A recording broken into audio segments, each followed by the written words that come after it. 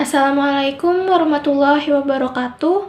Perkenalkan, nama saya Anggia Lukita Dewi dengan nomor NPM 205060025. Di sini saya dari kelas 5A, jurusan Pendidikan Guru Sekolah Dasar, Universitas Pasundan, Bandung.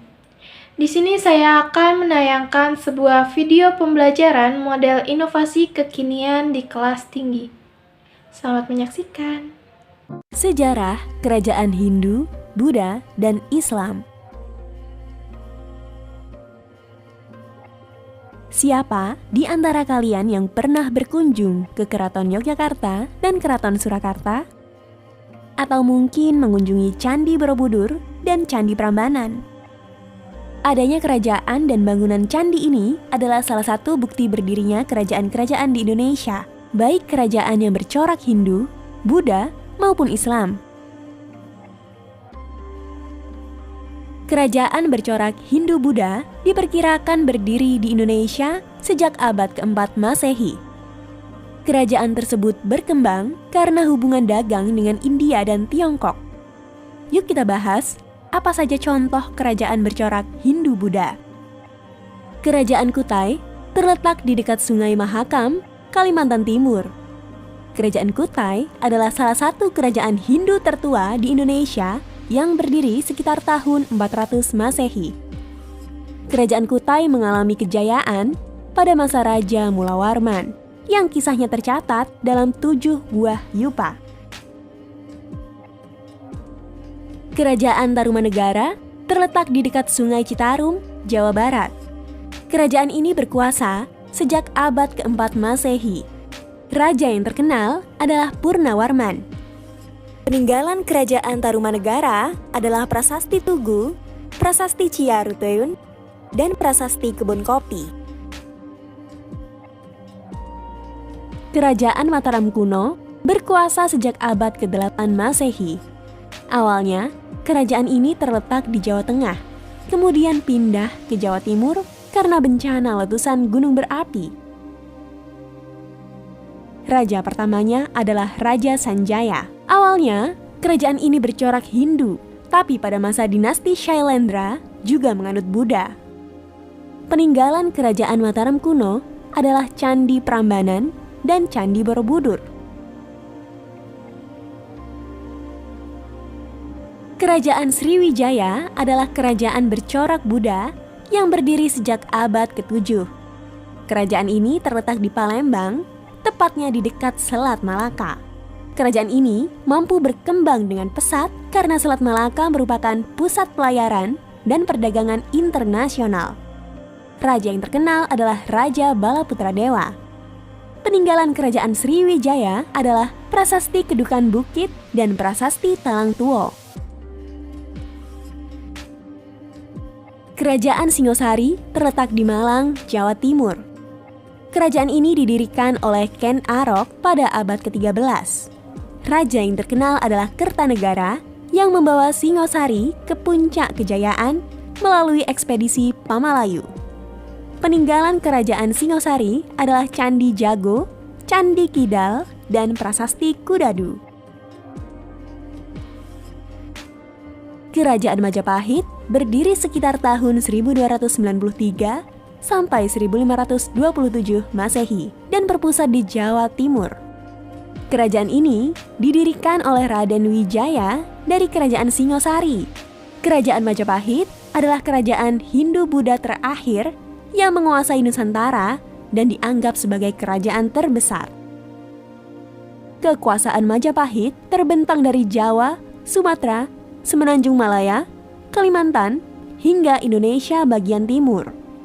Pada masa kepemimpinan Hayam Wuruk dan Mahapati Gajah Mada inilah, Majapahit berada di puncak kejayaan.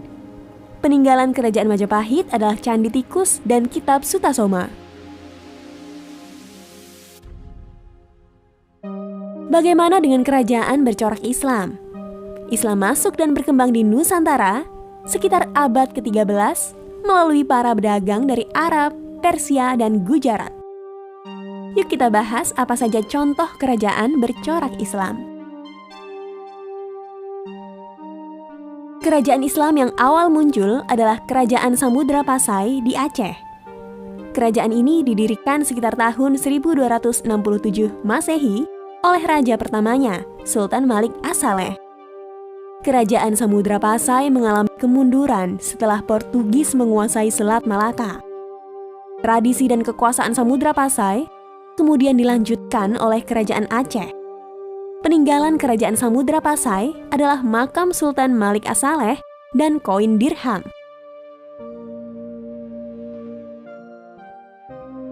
Kerajaan Islam pertama yang muncul di Pulau Jawa adalah Kerajaan Demak. Semula, Demak merupakan salah satu wilayah di bawah kekuasaan Majapahit. Kerajaan ini didirikan sekitar tahun 1475 Masehi oleh raja pertamanya, Raden Patah. Peninggalan Kerajaan Demak adalah Masjid Agung Demak. Kerajaan Mataram Islam terletak di kota Yogyakarta. Kerajaan ini didirikan tahun 1586 oleh Ki Ageng Pamanahan. Namun pada tahun 1755 melalui perjanjian Giyanti, Kerajaan Mataram Islam terpecah menjadi dua bagian.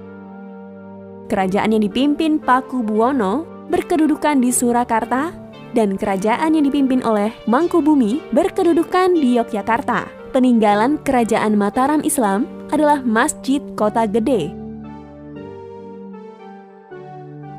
Kerajaan Ternate berdiri sekitar abad ke-13 di Maluku oleh Bab Masyhur Malamu. Kerajaan Ternate berkembang menjadi kerajaan Islam yang maju dan paling besar di wilayah timur.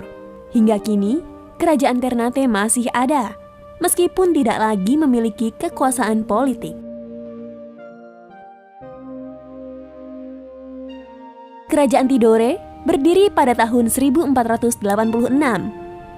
Kerajaan ini mencapai puncak kejayaan pada masa Sultan Nuku yang mampu mempersatukan Kerajaan Ternate dan Tidore, serta mengusir Portugis dari Maluku. Peninggalan Kerajaan Tidore adalah Benteng Torre Tahula dari Istana Kadatoki. Kerajaan Banten terletak di Banten. Kekuasaan Kerajaan Banten meliputi sebelah barat pantai Jawa sampai Lampung.